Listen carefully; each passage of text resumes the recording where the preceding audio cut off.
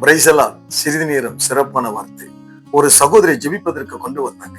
நான் ஜெபிக்கும் பொழுது ஒரு பொல்லாத ஆவி அவர்களை விட்டு வெளியேறினது. நான் கேட்டேன், ஏமா உனக்குள்ள பிசாசு இருப்பது உனக்கு தெரியுமா? அந்த சகோதரி சொன்ன பதில் என்ன தெரியுமா? ஐயா, எனக்குள்ள 9 கட்டு இருந்தது, 7 கட்டை உடைச்சிட்டாங்க, மிச்சம் 2 கட்டு இருக்குன்னு சொல்லி இருக்காங்க. நான் சொன்னேன், அப்படி யார் சொன்னாலும் நம்பாதீங்க, வேதத்தில் அப்படி ஒன்று இல்லை. நீங்க இதெல்லாம் நம்புனீங்கன்னா அந்த 2 கட்டை உடைக்க ஒரு கட்டுக்கு 500 ரூபாய் கட்டம், இன்னொரு கட்டுக்கு 200 ரூபாய் கட்டம் கேட்க ஆரம்பிச்சிருவாங்க. கொடுத்து ஏமாந்துடாதீங்க.